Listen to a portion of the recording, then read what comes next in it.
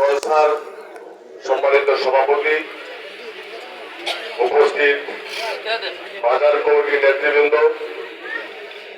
উপস্থিত আমাদের প্রখ্যাত শিল্পীবৃন্দ, ভক্ত আশেকান বৃন্দ, আমি প্রথমেই আপনাদের কাছে কৃতজ্ঞতা প্রকাশ করছি যে আপনারা এখানে আমাকে কিছু বলার জন্য অনুমতি দিয়েছেন। আমি দয়াল বাবা তারিফ শাহর প্রতি শ্রদ্ধা জানিয়ে বলতে চাই, ইতিহাস, ঐতিহ্য, শিক্ষা, সংস্কৃতির পাদপীঠ এই নবীনগর। এই নবীনগরের সাহিত্য আছেন দয়াল বাবা হযরত গনি শাহ রহমাতুল্লাহ আলাইহি। এই নবীনগরের সাহিত্য আছেন দয়াল বাবা হযরত হাসান শাহ রহমাতুল্লাহ আলাইহি। আমাদের পাশে সাহিত্য আছেন গরিব শাহ রহমাতুল্লাহ আলাইহি সহ অসংখ্য বলিয়ে কামেল, পীর, আশিকে রসুলগণ শুয়ে আছেন। সকলের প্রতি আমি শ্রদ্ধা জ্ঞাপন করছি। আসলে এই সমস্ত পবিত্র অনুষ্ঠানে বক্তব্য দেওয়ার যোগ্যতা আমার নেই, কারণ আমরা এই লাইনে খুবই মূর্খ। তবুও দাঁড়িয়েছি দয়াল বাবার প্রতি পরম শ্রদ্ধা জানিয়ে আপনাদের কাছে দোয়া নিতে আসছি। আপনারা সকলে জানেন আগামী 5 জুন আমাদের প্রিয় উপজেলা নবীনগর উপজেলা পরিষদের নির্বাচন। সেই নির্বাচনে আমি একজন উপজেলা প্রার্থী হিসাবে আপনাদের কাছে দোয়া নিতে আসছি। দয়াল বাবার এই পুণ্যভূমিতে এসেছি। আমি আপনাদের সকলের কাছে দোয়া চাই, সমর্থন চাই এবং আমি গণমানুষের সেবা করতে চাই। আমার নাম অ্যাডভোকেট সিরাজুল ইসলাম ফেরদৌস।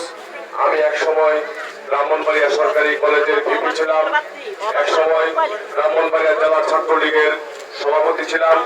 বর্তমানে আমি ব্রাহ্মণবাড়িয়া জেলা যুবলীগের সাধারণ সম্পাদকের দায়িত্ব পালন করছি।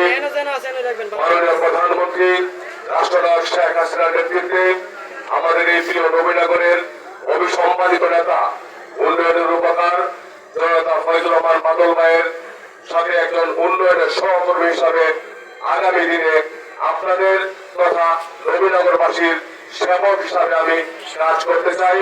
আপনারা যদি আগামী 5 জুন আমাকে ভোট দিয়ে আমাকে আপনাদের পাশে রেখে আপনাদের সেবা করতে সুযোগ দেন, আমি আপনাদের কাছে আজীবন কৃতজ্ঞ থাকব।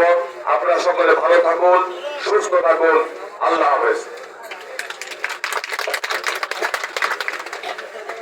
সম্মানিত উপস্থিতি, আমাদের মধ্যে উপস্থিত হয়েছেন নবীনগর এককালের রাজপথের লড়াকু সৈনিক, নবীনগর সরকারি কলেজের সাবেক ভিপি, সাবেক সফল ভাইস চেয়ারম্যান, আগামী উপজেলা পরিষদ নির্বাচনে ভাইস চেয়ারম্যান করে প্রার্থী জনাব মোশাররফ হোসেন সরকার ভাইকে কিছু বলার জন্য চেষ্টা করছি।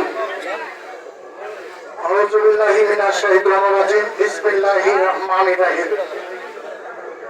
হযরত তারিফ শাহ জীবন দশায় আমাদের বন্দর গ্রামের লুইস মেম্বার সাহেবের ছেলে শাহানুর যখন জীবিত ছিল, তার সাথে আমি বহুবার এখানে এসেছি, আমার আসার সুযোগ হয়েছিল।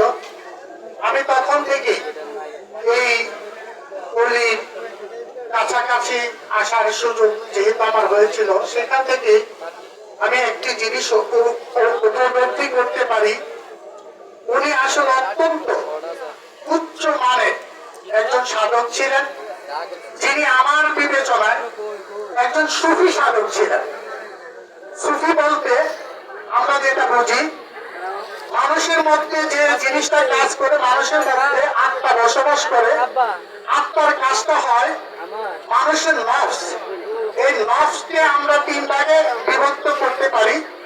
একটা হলো খারাপ প্রবৃত্তি, একটা হলো প্রচেষ্টাগত প্রবৃত্তি, আর সর্বোচ্চটা হলো উৎকৃষ্ট প্রবৃত্তি।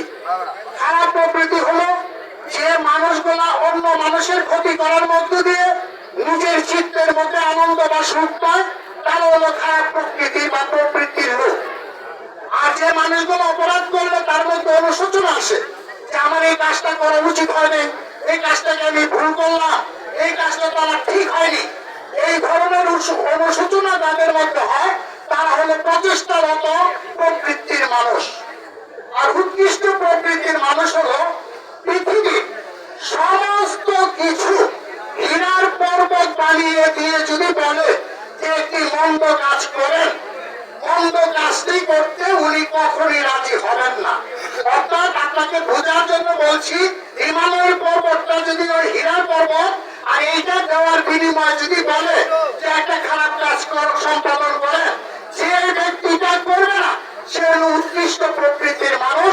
সেই প্রকৃতির মানুষ আজকে যার দরবারে আমি আসার সুযোগ পেয়েছি, দুটি কথা বলার সুযোগ পেয়েছি, আপনারা যারা এখানে এসেছেন, আমরা দোয়া করি আপনাদের প্রত্যেকের চিত্ত যেন সহি শুদ্ধ ভাবে পরিষ্কার হয়ে আমরা বিশুদ্ধ আত্মার অধিকারী হতে পারি। সেই দোয়া করে আগামী 5ই জুন উপজেলা পরিষদ নির্বাচনে আমি ভাইস চেয়ারম্যান পদে আবারও নির্বাচনে প্রতিদ্বন্দ্বিতা করছি। আপনাদের দোয়া, সহযোগিতা এবং সমর্থন কামনা করি। আমি গত টাইমে 5 বছর ভাইস চেয়ারম্যান ছিলাম, আমি কেমন ছিলাম এটা আপনারা বিচার করবেন। তবে আমি বলতে পারি উপকার মানুষের কি করছি জানি না, আমি কোনো মানুষের ক্ষতির কারণ হব না, এইটা মুশারফের গ্যারান্টি।